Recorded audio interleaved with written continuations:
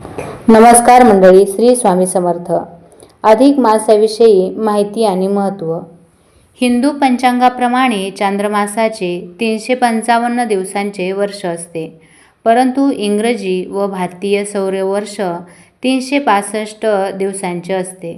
म्हणजेच प्रतिवर्षी 11 दिवस चांद्रमास वर्षात सौरवर्षापेक्षा कमी असतात आणि हा 11 दिवसांचा फरक काढून दोन्ही वर्षांत मेळ घालण्यासाठी प्राचीन शास्त्रकारांनी दर 3 वर्षांनी अचूकपणे सांगावयाचे झाल्यास 32 महिने 16 दिवसांनी 1 महिना अधिक धरावा असे सांगितले आहे.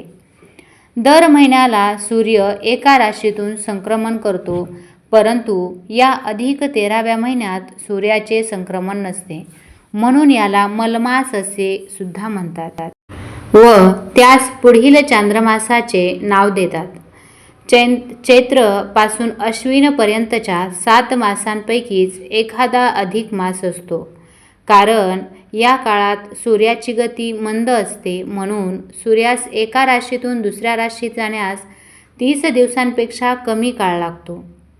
एकदा आलेला अधिक मास पुन्हा 19 वर्षांनी येतो. या अधिक मासात वर्ज्य असलेली कृत्य, देवप्रतिष्ठापना, ग्रहारंभ, वास्तुशांत, विवाह, उपनयन, तीर्थयात्रा, विशेष मंगलमय कार्य या महिन्याचा स्वामी मुरलीधर श्रीकृष्ण भगवान विष्णू पुरुषोत्तम या मासास पुरुषोत्तम मास असे म्हणतात. म्हणूनच या महिन्यात विशेष करून श्रीकृष्णाची भक्ती पूजा अर्चा करतात. तीर्थस्नान, उपवास, व्रत, नियम आदीमुळे सुखशांती संसार सुख मिळते. अधिक मासात करावयाची व्रते व त्यासंबंधी नियम. या महिन्यात पहाटे उठून थंड पाण्याने स्नान करावे, अंगाला सुगंधी उटी लावावी, नदीवर अथवा तीर्थाच्या ठिकाणी स्नानादी धार्मिक कृत्ये करावीत, मन निर्मळ ठेवावे. या महिन्यात आवळीच्या झाडाखालील स्नानाला विशेष महत्त्व आहे. स्नानानंतर म्हणावयाचा मंत्र: गोवर्धनधर वंदे गोपाल गोपरूपिणं गोकुलोत्सवमिशान गोविंदं गोपिकाप्रियं भक्ती भवती गोविंदे पुत्रपौत्र विवर्धिनी अकीर्ती क्षयमा प्रोती सत्कीर्तिर्वर्धते चिरम. या मासात शक्यतो एक वेळेसच अन्न ग्रहण करावे. जेवताना मौन पाळावे. अधिक महिन्यात रोज देवाजवळ दिवा लावावा आणि महिन्याचे शेवटी तो ब्राह्मणाला दान द्यावा. या महिन्यात आपल्याला आवडणाऱ्या वस्तूचा त्याग करावा. उदाहरणार्थ एखादे फळ अथवा एखादं रंगाचे वस्त्र वगैरे. या महिन्यातील दानाचे महत्त्व अनन्यसाधारण आहे. हिंदू धर्मात मुलगी जावयाला लक्ष्मीनारायणाचा जोडा मानतात, म्हणून जावयाला तुपात तळलेले 33च्या पटीत अनारसे देतात. एका चांदीच्या अथवा तांब्याच्या ताम्हणात अनारसे ठेवून त्यावर तांब्याचा दिवा ठेवून तो लावून जावयाला देतात. अनारशाऐवजी बत्ताशे, म्हैसूरपाक वगैरे जाळीदार पदार्थ द्यावयाचे असतात. या महिन्यात नारळ, सुपाऱ्या, फळे यासारख्या वस्तू देखील सुद्धा 33च्या पटीत घेऊन दान करतात. या महिन्यात पुरणाचे दिंड करून इष्ट मित्रांना, नातेवाईकांना भोजन देतात. या दिंडांना धोंडे सुद्धा म्हणतात. यावरून या महिन्यास धोंडे महिना सुद्धा म्हणतात. रोज गाईला पुरणपोळीचा घास द्यावा. महिनाभर सतत नामस्मरण करावे. यात कुलदैवताचे नामस्मरण सर्वश्रेष्ठ. नारायण श्रीकृष्णाचे स्मरण करावे. अपोपदानाचा संकल्प. ममत्रय स्त्रीशदेवतात्मक विष्णुरूपी सहस्रांशु स्त्रीपुरुषोत्तम प्रीतिद्वारा निखिल पाप प्रशमपूर्व पुत्रपौत्रयुत धनधान्य क्षेम समृद्धी लोकद्वय सुखहेतु पृथ्वीदान फलप्राप्त्या पुपच्छिद्र समसंख्य वर्ष सहस्रवधी स्वर्लोक निवासादी कल्पोक्त फलसिद्ध्यर्थ मलमास प्रयुक्त अपूपदान करिष्ये. याप्रमाणे संकल्प करून दानवस्तूंचे पूजन करावे. नंतर ब्राह्मणाचे पूजन करून पुढील श्लोकांनी त्यांची प्रार्थना करावी. विष्णुरूपी सहस्रांशू सर्व पाप प्रणाशन अपूपान्न प्रदानेन मम पाप व्यपोहतु.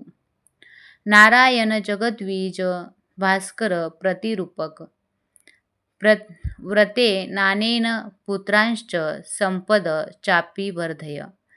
यस्य हस्ते गदाचक्रे गरुडो यस्य वाहन शंखकरतले यस्य स मे विष्णु प्रसीदतु. कलाकाष्ठादिरूपेण निमेष घटिकादिना यो वंचयति भूतानि तस्मै कालात्मने नमः.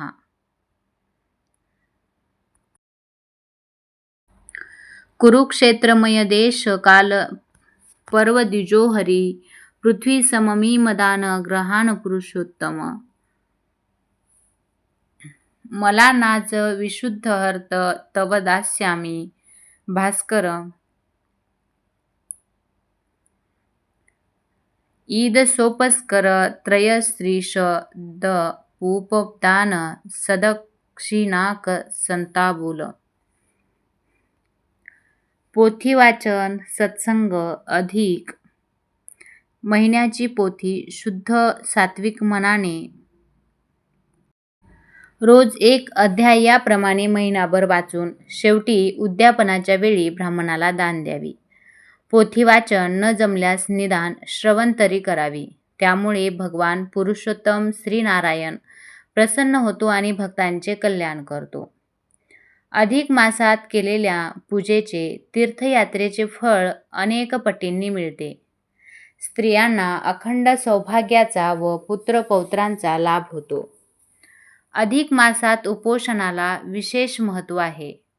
उपोषणाचे प्रकार एकभुक्त दिवसातून एक वेळ जेवावे व एक वेळ उपवास करावा. अकस्मात दुसऱ्याकडे जेवायला जाणे. उपोषण पूर्ण उपवास.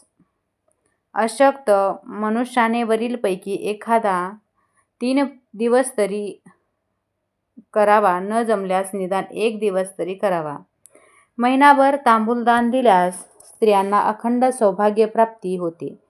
महिनाभर अखंड दीप लावल्यास लक्ष्मी प्राप्ती होते. महिन्यातून निदान 1 दिवस तरी गंगास्नान केल्यास सर्व पापापासून मुक्ती मिळते. महिनाभर जेवताना मौन पाळल्यास पापांचे निरसन होते. अधिक मासात नित्यकर्मे करावीत. त्यापासून दूर जाऊ नये. काम्यकर्मे करू नयेत. जे केल्यावाचून गत्यंतर नाही अशी कर्मे अवश्य करावीत. ही पोथी श्री संत गोपीनाथ यांनी शके 1772 साधारण नाम संवत्सरे अधिक मासी वद्य एकादशी मंगळवारी मुमुक्षू नगरीत लिहून पूर्ण केली. यात 30 अध्याय असून रोज एक याप्रमाणे वाचावा व शेवटी उद्यापन करून ब्राह्मणाला पोथी दान द्यावी.